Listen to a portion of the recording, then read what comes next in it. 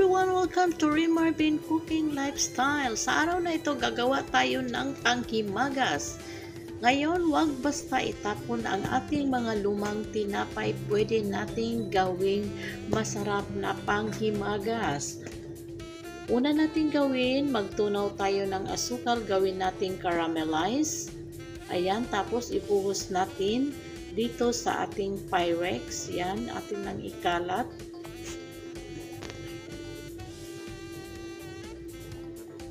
Yan, ganyan lang yan siya. Tapos, iset aside muna natin. Dahil ang mga lumang tinapay, pwede pa nating mapakinabangan. Kaya, wag nating itapon.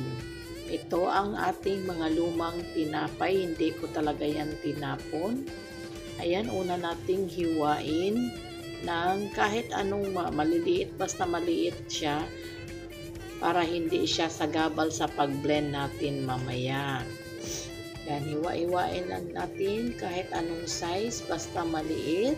Sa hindi pa nakasubscribe sa ating channel, just click the subscribe button and notification bell para ma-notify kayo sa ating mga newly uploaded recipe and video.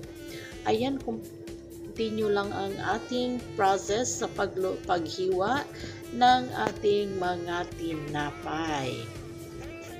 Diskarte ang ating gagawin. Huwag basta itapon ang mga lumang tinapay dahil pwede pang mapakinabangan, pwedeng pang merienda, panghimagas sa ating bahay. Ayan, ito ang ating mga tinapay. Diba? Ang dami. Kung itapon natin sayang naman. Kaya gawa natin ng paraan at lutuin.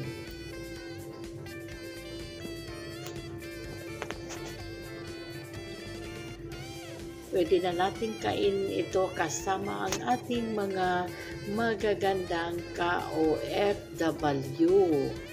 Ayan. Dalhin natin sa ating kwarto at pwedeng panghimagas at pwedeng pagsaluhan. Ayan.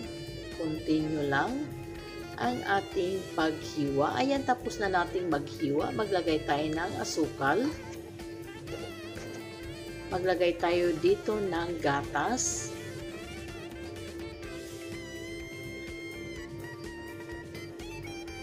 Ang ating gatas, tawag nila na parang pressed milk ito or kahit anong gatas pwede namang gamitin.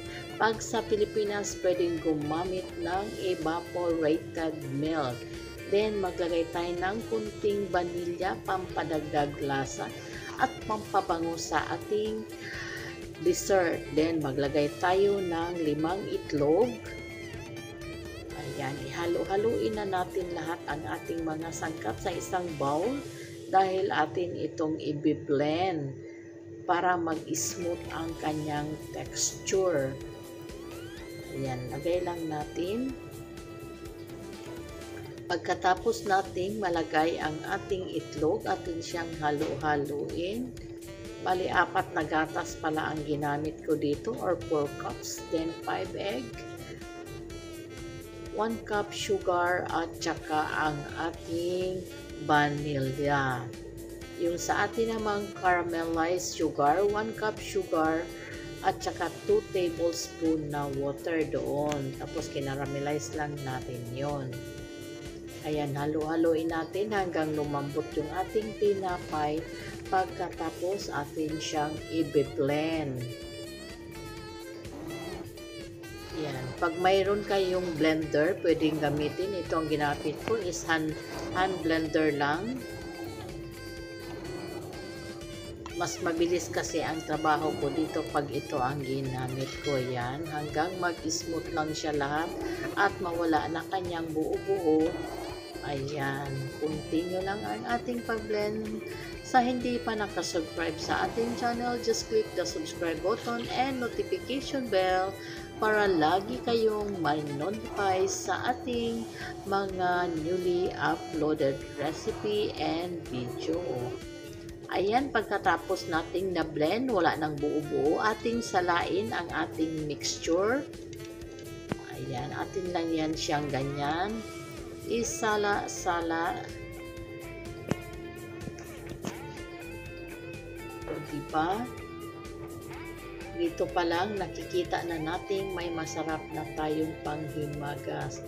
Ayan, ganyan-ganyan lang natin hanggang matapos at masala na natin lahat ng ating mixture.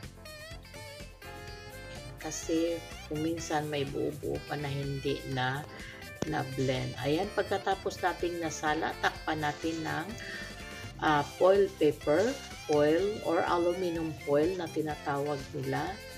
Then, dito, ilagay natin siya sa ating pan na lagyan natin ng mainit na tubig. Ang pagluto nito ay pwedeng steam or ganito na bain-marie. Wala kasi ako malaking kaldero, kaya ganyan ilalagay ko na lang siya sa oven at iluluto ng at least 35 minutes. Ayan, ganyan. Tapos, yan, ilagay natin sa oven sa gas number 4 ng 35 minutes. Yan, after 35 minutes, ito na ang ating leftover bread pudding. O, ayan, o, diba? Then, atin lang iparan ang kutsilyo sa gilid para mabilis matanggal ang ating ginawang pudding. Then, ilagay natin siya i-flip up natin siya sa ating plato or lalagyan. Yan, i-flip up natin. Dahan-dahan kasi medyo mainit pa yan. Ayan lang. Oh, wow! Mayroon na tayo ditong panghimagas. So, ito na ang ating finished product ng ating bread pudding.